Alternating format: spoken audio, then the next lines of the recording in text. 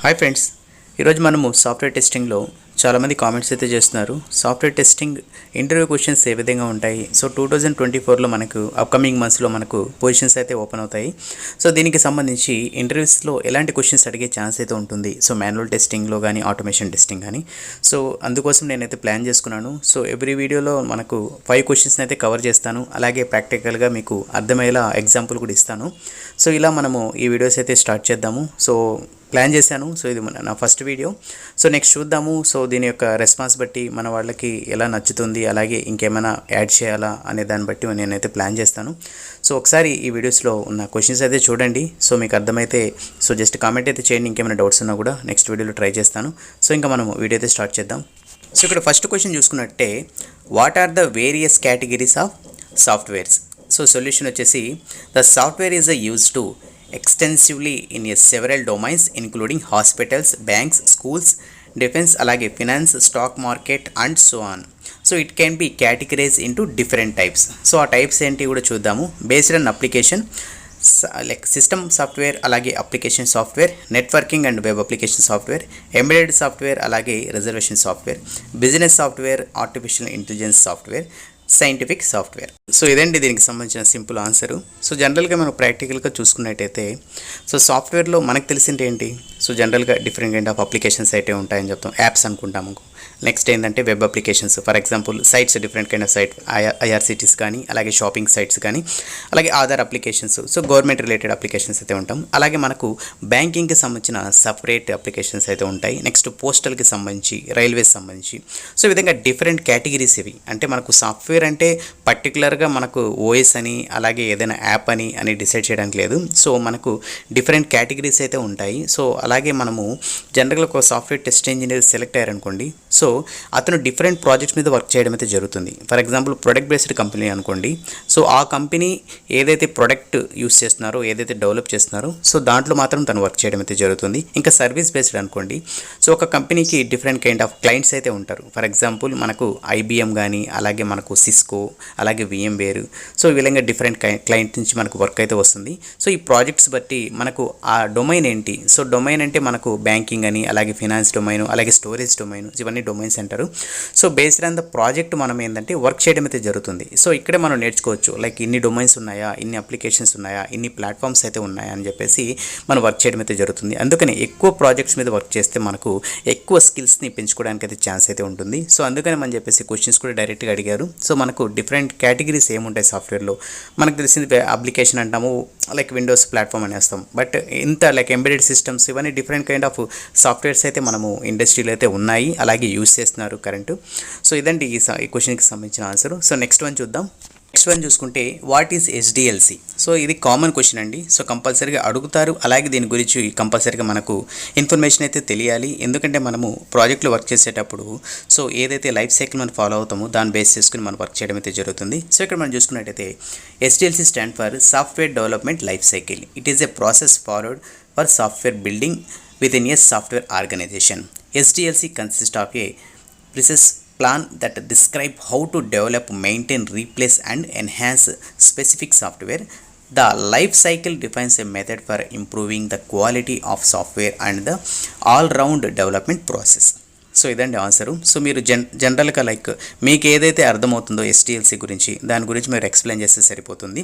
So main agenda ఏంటి అంటే, ఏదైనా ఒక ప్రాజెక్ట్ సో డెవలప్ చేసేటప్పుడు ఏంటంటే, సో ఏంటి దాని గురించి తెలుసుకొని ఒక లైఫ్ సైకిల్ అనేది ప్రాసెస్ అనేది లైక్ ఫాలో అవుతారు. ఫస్ట్ డెవలప్మెంట్ డిజైన్ చేసుకుని డెవలప్మెంట్ చేసుకోవడము, నెక్స్ట్ టెస్టింగ్.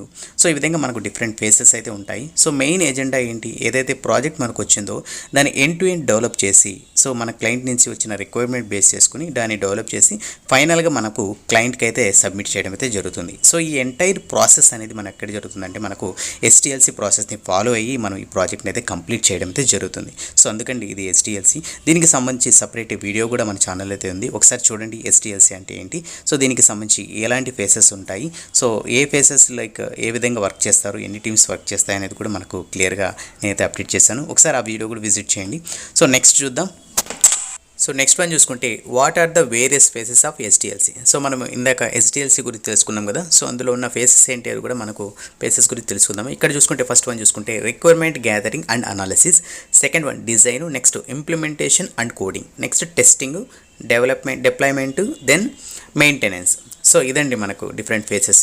సో ప్రతి ఫేస్లో మనకు డిఫరెంట్ కైండ్ ఆఫ్ టీమ్స్ అయితే వర్క్ చేస్తాయి. ఫస్ట్ రిక్వైర్మెంట్ గ్యాదరింగ్ అనాలిసిస్, ఏదైతే కొత్త ప్రాజెక్ట్ వచ్చిందో ఆ ప్రాజెక్ట్ గురించి మనకు end to end, so requirement ఏంటి, ఎక్స్పెక్టేషన్స్ ఏంటి, మన నుంచి క్లయింట్ ఏం ఎక్స్పెక్ట్ చేస్తున్నారు, అలాగే ఎలాంటి టెక్నాలజీస్ యూజ్ చేస్తున్నారు, మన దగ్గర టీం ఎంత ఉంది అనేది మనము దానికి సంబంధించిన ఇన్ఫర్మేషన్ అయితే గ్యాదర్ చేయడం అయితే జరుగుతుంది. నెక్స్ట్ డిజైన్, సో ఏదైతే రిక్వైర్మెంట్ బేస్ చేసుకుని డిజైన్ చేయడం అయితే జరుగుతుంది. సో ఆ డిజైన్ చేసిన తర్వాత సో ఏదైతే రిక్వైర్మెంట్ ఇచ్చారో సో అవి రీచ్ అయ్యాయా, దాన్ని బేస్ చేసుకుని మన వాళ్ళు డిజైన్ చేశారా లేదని చెప్పేసి ఫైనల్గా డిజైన్ చేసి వాళ్ళకి అప్రూవల్స్కి అయితే పంపిస్తాం. ఒకసారి అప్రూవ్ అయిపోయిన తర్వాత మళ్ళీ మనకు ఇంప్లిమెంటేషన్ లైక్ కోడింగ్, అంటే మనకు డెవలప్మెంట్ అనేది స్టార్ట్ చేస్తారు. ఫస్ట్ మనకు ప్యారలల్గా back end front end coding అనేది స్టార్ట్ చేయడం అయితే జరుగుతుంది. సో నెక్స్ట్ ఫేజ్ చూసుకుంటే టెస్టింగ్, మనకు టెస్టింగ్ టీమ్కి వాళ్ళైతే ఇవ్వడం అయితే జరుగుతుంది. సో టెస్టింగ్ చేసే వాళ్ళు ఏం చేసుకుంటారు, ఫస్ట్ ఎలా డెవలప్ చేశారు, అలాగే దీనికి సంబంధించిన ఎక్స్పెక్టేషన్స్ ఏంటి, అలాగే దీనికి సంబంధించి ఓవరాల్గా అది ఏ విధంగా వర్క్ అవుతుంది అనేది పూర్తిగా తెలుసుకున్న తర్వాత టెస్ట్ ప్లాన్ ప్రిపేర్ చేసుకుంటారు. టెస్ట్ ప్లాన్ ప్రిపేర్ చేసుకున్న తర్వాత మనకు టెస్ట్ సినారియోస్, టెస్ట్ కేసెస్ రాసుకొని మాన్యువల్గా 1 by 1 ఎగ్జిక్యూట్ చేసుకుంటూ సో ఏమైనా ఇష్యూస్ వస్తే రైస్ చేసి డెవలపర్కి అసైన్ చేస్తారు. ఏం ఇష్యూస్ లేవనుకోండి సో అన్ని టెస్ట్ కేసెస్ అన్నీ అప్డేట్ చేసేసి ఫైనల్గా మనము క్లయింట్కి అయితే అప్డేట్ చేయడం అయితే జరుగుతుందండి. సో నెక్స్ట్ వన్ చూసుకుంటే ఫైనల్ వన్గా మనం ఏం చేస్తామంటే డిప్లాయ్ చేస్తాం. సో ఏదైతే సాఫ్ట్వేర్ ఎండ్ టు ఎండ్ కంప్లీట్గా టెస్ట్ చేసేసిన తర్వాత సో అంతా బాగా వర్క్ అవుతుందంటే మనము ఏదైతే సాఫ్ట్వేర్ని మనము క్లయింట్ లొకేషన్లో అంటే క్లయింట్ సర్వర్లో డిప్లాయ్మెంట్ చేయడం అయితే జరుగుతుంది. సో దీన్ని డిప్లాయ్మెంట్ ప్రాసెస్ అంటారు. సో ఈ ప్రాసెస్ మనం డిప్లాయ్ చేసేటప్పుడు మొత్తం ఓవరాల్గా మనము మన టీం మొత్తం చెక్ చేసి అలాగే క్లయింట్కి కూడా మనకు బీటా వర్షన్స్ లాగా రిలీజ్ చేయడం అయితే జరుగుతుంది. అది కూడా తను ఓకే చేసి ఎలాంటి ఫీడ్బ్యాక్ ఏం లేదు అంత మంచిగా వర్క్ అవుతుందంటే మనం డిప్లాయ్ చేయడం అయితే జరుగుతుంది ప్రొడక్షన్లో. నెక్స్ట్ లాస్ట్ వన్ మెయింటెనెన్స్ అండి. సో మనకు జనరల్గా ఒక ప్రాజెక్ట్ సో వచ్చిన తర్వాత దానికి సంబంధించిన బడ్జెట్ అయితే ఇవ్వడం అయితే జరుగుతుంది. సో డెవలప్మెంట్ మొత్తం కంప్లీట్ అయిపోయిన తర్వాత రిలీజ్ చేసేస్తాం. సో అయిపోయింది అనుకోండి, మనకు క్లయింట్ నుంచి ఎలాంటి ఫీడ్బ్యాక్, ఎలాంటి కొత్త ఎన్హాన్స్మెంట్స్ ఏం రాలేదనుకోండి, అది మెయింటెనెన్స్కి వెళ్తుంది. ఎందుకంటే మళ్ళీ వాళ్ళకి శాలరీస్ ఇవ్వాలి కదా. సో కొత్త ప్రాజెక్ట్స్ ఏదైతే వచ్చున్నాయో సో అందులో ఏదైతే ఎంప్లాయీస్ ఉన్నారో మళ్ళీ మూవ్ చేస్తారు. కొందరిని ఒక డెవలపర్ని అలాగే ఒక టెస్టర్ని జస్ట్ మెయింటెనెన్స్ మోడ్ పెడతారు. ఎందుకంటే కస్టమర్స్ ఏమైనా ఇష్యూస్ రైజ్ చేశారనుకోండి అవి ఫిక్స్ చేయడానికి, అంటే మనకు ఎలాంటి డెవలప్మెంట్ లేదు, న్యూ డెవలప్మెంట్ ఏం లేదు కాబట్టి అది మెయింటెనెన్స్కి వెళ్తుంది. లేదు ఫర్ ఎగ్జాంపుల్ ఏమైనా కొత్త అప్డేట్స్ వచ్చాయనుకోండి, కొత్త లైక్ ప్లాట్ఫామ్ సపోర్ట్ చేయడం, బ్రౌజర్ సపోర్ట్ చేయడము, అలాగే మేజర్ ఎన్హాన్స్మెంట్స్ ఏమైనా వచ్చాయనుకోండి సో అప్పుడు మళ్ళీ ఆ టీం దానికి సంబంధించిన బడ్జెట్ని డిస్కస్ చేసిన తర్వాత మళ్ళీ ఆ టీంని పుల్ చేసుకుని మళ్ళీ వర్క్ స్టార్ట్ చేయడం అయితే జరుగుతుంది. సో ఇదండి మనకు ఎస్డిఎల్సి ఉన్న ఫేసెస్. సో ఈ విధంగా మనకు ప్రతి దానికి ఒక లైక్ డిఫరెంట్ టీమ్స్ ఉంటాయి, అలాగే డిఫరెంట్ టైప్ ఆఫ్ కేటగిరీస్గా డివైడ్ చేసి వర్క్ స్టార్ట్ చేసి లైక్ ఫైనల్గా మనము కంప్లీట్ చేసి క్లయింట్కి అయితే ఇవ్వడం అయితే జరుగుతుంది. సో ఇది మనకు ఎస్డిఎల్సి ఫేసెస్ అంటామండి. నెక్స్ట్ క్వశ్చన్ చూద్దాం. వన్ వచ్చేసి what are different SDLC models available. So మనకు ఎస్డిఎల్సిలో ఎలాంటి మోడల్స్ ఉన్నాయి, ఎన్ని మోడల్స్ ఉన్నాయి అనే దాని గురించి చూద్దాము. సో ఇక్కడ మనం చూసుకుంటే waterfall model, V model, incremental model, RAD model, అలాగే iterative model, spiral model, prototype model, అలాగే ఎజైల్ మోడల్. సో ఇదండి మనకు జనరల్గా ఎస్డిఎల్సి మోడల్స్. జనరల్గా మనకి సాఫ్ట్వేర్ ఏదైతే ఎస్డిఎల్సి మోడల్స్ ఉన్నాయి కదా, సో ప్రతి ఒక్క మోడల్కి ఒక డీటెయిల్ ఎక్స్ప్లెనేషన్ అలాగే ప్రాసెస్ అయితే ఉంటుందండి. సో ఇండివిజువల్గా మీరు ఒకసారి ప్రతి ఒక్క మోడల్ గురించి తెలుసుకోండి. వాటర్ ఫాల్ మోడల్ గురించి, అలాగే ఏజైల్ మోడల్, అలాగే వి మోడల్ ఎలా వర్క్ చేస్తారు, సో ఈ విధంగా ఉంటాయి. దానికి సంబంధించిన ఫేసెస్, టైప్స్ గురించి కూడా క్లియర్గా తెలుసుకుంది. సో మన ఛానల్లో చూసుకున్నా కూడా వీటికి సంబంధించిన ఇన్ఫర్మేషన్ అయితే ఉంది. ఇండివిజువల్గా వీడియోస్ కూడా చేసినాను. సో అవి ఒకసారి చూస్తే మీకు క్లియర్గా అసలు మోడల్ అంటే ఏంటి, ఏ విధంగా వర్క్ చేస్తారు అనేది కూడా మీకు క్లియర్గా ఐడియా అయితే వస్తుందండి. సో జనరల్గా మనం చదువుకున్న రోజుల్లో సో ఒక పీరియడ్లో కవర్ చేస్తారు సో ఈ మోడల్ సంథింగ్ అని చెప్పేసి. బట్ మనం ప్రాక్టికల్గా చూసుకుంటే సో ఒక సాఫ్ట్వేర్, ఒక ప్రాజెక్ట్ అనేది ఒక మోడల్ బేస్ చేసుకుని వర్క్ చేయడం అయితే జరుగుతుందండి. సో ఎజైల్ మోడల్ కానీ వాటర్ ఫాల్ మోడల్ బేస్ చేసుకొని మనము ప్రాజెక్ట్ అయితే డెవలప్ చేసి టెస్ట్ చేసి ఫైనల్గా సబ్మిట్ చేయడం అయితే జరుగుతుంది. అంటే ఒక కంపెనీ ఒక ప్రాజెక్ట్ అనేది ఒక్కొక్క మోడల్ బేస్ చేసుకుని వర్క్ చేస్తారు. సో ఇక్కడ చూసుకుంటే ఒకే రోజు అన్ని మోడల్స్ కవర్ చేసి అయిపోయిందని అంటారు, ఇంకా తప్పదు, ఇంకంతే ఒక రోజులో కవర్ చేస్తారు. బట్ ప్రాక్టికల్గా అలా ఉండదు. అందుకని మీరు డీటెయిల్గా తెలుసుకుంటే ఇంకా మీకు ఫ్యూచర్లో లైక్ కొత్త ప్రాజెక్ట్స్ మీద వర్క్ చేయడం, కొత్త ఆపర్చునిటీ వచ్చినప్పుడు ఈజీగా ఉంటుంది. సో నెక్స్ట్ వన్ చూద్దాం. సో లాస్ట్ వన్ చూసుకున్నట్టయితే faces of water fall model. So water fall మోడల్లో మనకు ఎలాంటి ఫేసెస్ ఉన్నాయి అనే దాని గురించి చూద్దాము. So requirement gathering and analysis, design face, next implementation and unit testing, integration and system testing, deployment, maintenance. So ఇదండి మనకు వాటర్ ఫాల్ మోడల్లో. సో ఏదైనా మోడల్ లైక్ మన ప్రాజెక్ట్ సో ఏ విధంగా వర్క్ చేయాలి టీమ్స్, ఏ మోడల్ని ఫాలో అవ్వాలి అనుకుంటే మన ప్రాజెక్ట్ స్టార్ట్ చేసేటప్పుడు చెప్తారు. సో మీరు ఎజైల్ మోడల్ని ఫాలో అవుతాం మనం ఈ ప్రాజెక్ట్లో, లేదంటే వాటర్ ఫాల్ మోడల్ని ఫాలో అవుతామని చెప్పడం అయితే జరుగుతుంది. సో ఇక్కడ మనం రిక్వైర్మెంట్ గ్యాదరింగ్ ఆల్రెడీ మనం డిస్కస్ చేసుకున్నాం కదా. సో క్లయింట్ నుంచి మనం రిక్వైర్మెంట్స్ని తెచ్చుకుంటాము. నెక్స్ట్ డిజైన్ అండి. సో డిజైన్ మనం బేస్ చేసుకుని సో ఏదైతే మనకు రిక్వైర్మెంట్స్ వచ్చేసాయో సో దాన్ని బేస్ చేసుకుని డిజైన్ చేస్తారు. Next implementation and unit testing. So implement చేయడం అంటే మనకు డెవలప్మెంట్ స్టార్ట్ చేస్తారు. So next unit testing. So ఏదైతే డెవలప్ చేస్తారో అది యాజ్ ఎక్స్పెక్టెడ్గా అవుట్పుట్ అయితే వస్తుందా లేదా, సో రిక్వైర్మెంట్ బేస్ చేసుకుని మనము డెవలప్ చేసాం లేదనేది క్రాస్ చెక్ చేయడం అయితే జరుగుతుంది.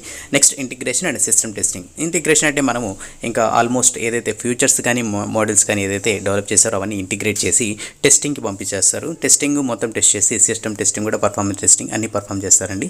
నెక్స్ట్ మనకు డిప్లాయ్మెంట్. సో క్లయింట్లో లైక్ సిస్టంలో ప్రొడక్షన్లో డిప్లాయ్ చేసి నెక్స్ట్ మెయింటెనెన్స్ మోడ్కి వస్తుంది. సో ఈ విధంగా మనకు different faces water flow model అయితే ఉంటాయండి. సో ప్రతి ఒక్క మోడల్లో డిఫరెంట్ ఫేసెస్ అయితే ఉంటాయి, వాటి గురించి కూడా తెలుసుకోండి.